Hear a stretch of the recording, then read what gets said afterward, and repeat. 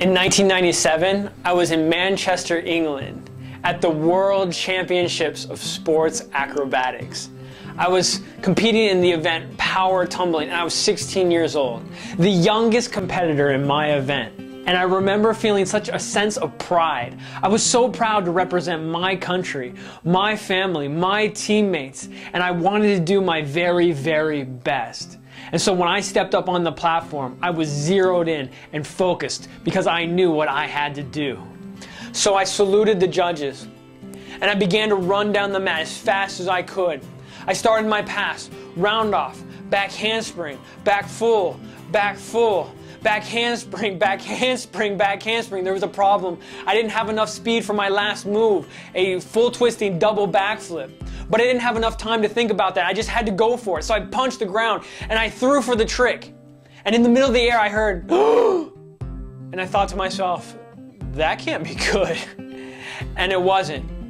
I immediately hit the ground, landing on my head. My feet flew up over my head and hitting myself in the face. I remember the judges standing up and looking over the table. Are you okay? Are you okay? And I remember standing up slowly, rubbing my neck and saying, I think so. Saluting the judges and walking back to the rest of the competitors. As I walked, I remember being overwhelmed with this sense of disappointment.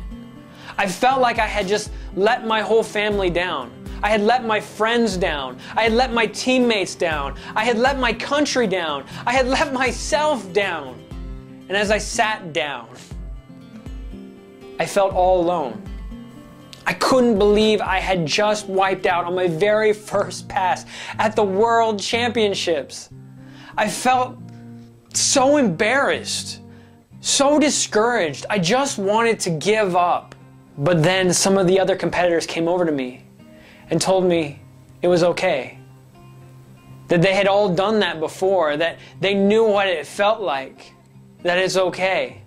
And that gave me such comfort. Such encouragement to know that I wasn't all alone. That they too knew what it was like to feel like I felt.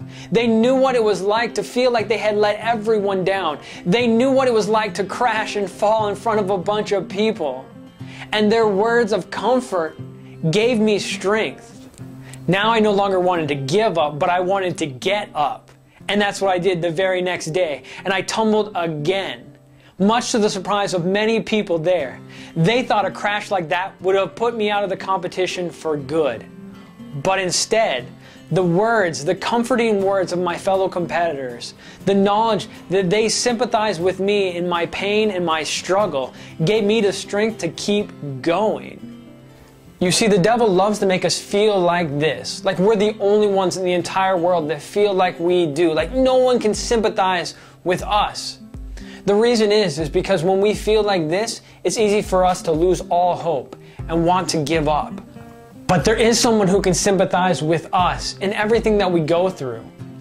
In the book of Hebrews, chapter 4, verses 15 and 16, we're told that we have a great high priest in heaven, Jesus Christ, who can sympathize with us in everything that we go through. You see, he came to this world and he took everything that the world and the devil could throw at him. And so now he knows what it feels like to cry. He knows what it feels like to suffer and to have pain. He knows what it feels like to be rejected, to be betrayed, to be hurt.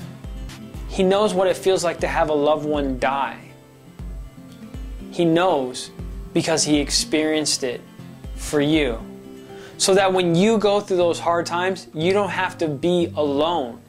He knows how you feel. So we can go to him with the assurance that he will sympathize with us and that he'll give us the comfort and the help and the strength that we will need to make it through our difficult times. You see, we're not alone. There are millions of people out there that are going through hard times, and yet God gives them the comfort that they need, the strength they need to get up and to keep on going. So if you feel like giving up, don't. We've all been there. Let Jesus pick you up and let him keep you going. And that's something to think about.